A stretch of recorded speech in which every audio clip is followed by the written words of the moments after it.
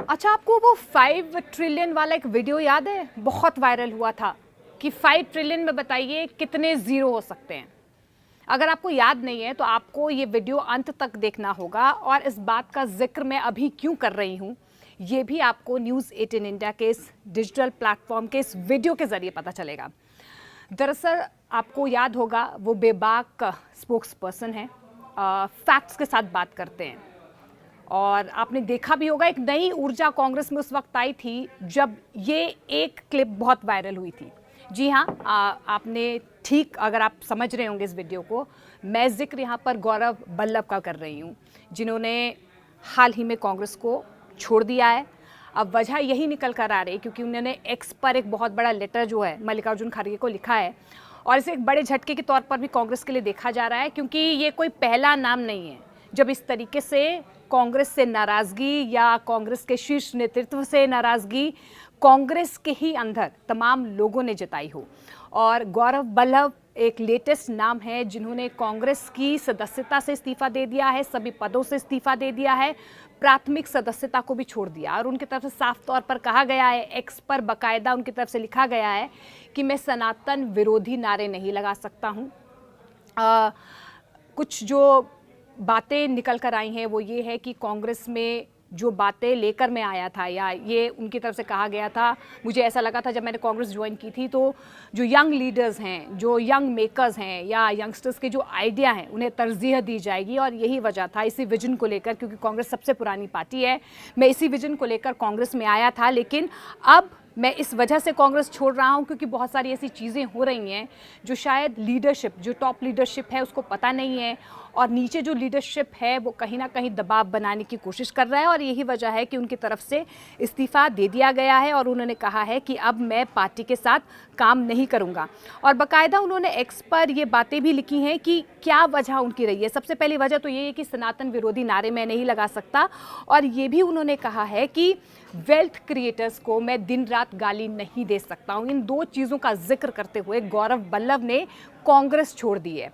अब गौरव बल्लभ तो अभी लेटेस्ट नाम है, लेकिन एक लंबी फहरिस्त है कांग्रेस में ही, कांग्रेस के तमाम नेता, स्पोक्स पर्सन जिन्होंने कभी कांग्रेस का साथ दिया, कांग्रेस के साथ रहे, कांग्रेस को डिफेंड किया, लेकिन अब उन्होंने कांग्रेस का साथ छोड़ दिया है।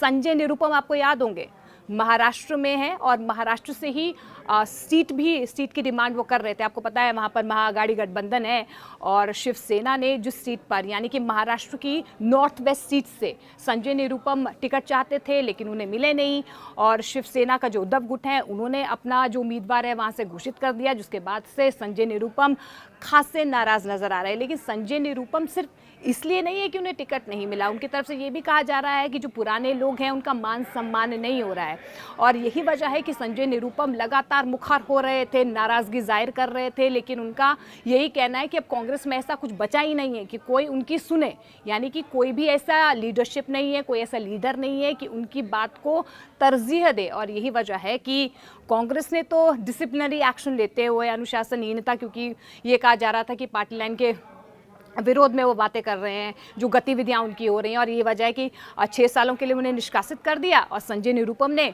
आज ही ये कहा है कि बहुत ही तत्परता से जो है एक एक्शन लिया गया, मुझ पर इनडिसिप्लिनरी एक्शन हुआ, और उसके बाद जब मैंने ये कहा कि मैं इस्तीफा दे दूंगा तो मुझे 6 साल के लिए निष्कासित कर दिया। रोहन गुप्ता आपको याद होंगे, वो भी well known face spokes person, अपनी बेबाक बातों के लिए वो जाने जाते हैं।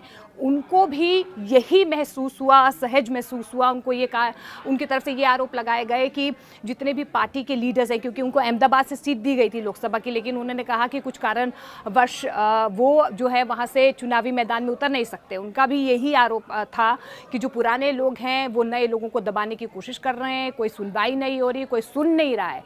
रोहन गुप्ता के अलावा विजेंद्र सिंह, बॉक्सर विजेंद्र सिंह आपको याद होंगे, कल ही उन्होंने बीजेपी ज्वाइन की है। बार बार यही खबरें आ रही थी कि वो कांग्रेस में रहेंगे और कांग्रेस से ही चुनावी मैदान में उतरेंगे। आपको याद होगा कि दिल्ली से उन्होंने लोकसभा चुनाव लड़ा था कांग्रेस की टिकट पर, लेकिन कल उन्होंने बीजेपी का दामन थाम लिया है। अब देखिए, कांग्रेस में कलह की बातें, या यूँ कहें कांग्रेस को झटके पर झटके लग रहे हैं, लेकिन ये जो झटके हैं ये रुक नहीं रहे हैं। अभी मैच तो होने वाला है 2024 का, लेकिन उससे पहले ही जो कांग्रेस की टीम है वो लड़खड़ाती हुई नजर आ रही है। अब सवाल यही है कि कांग्रेस की कलह कब खत्म होगी।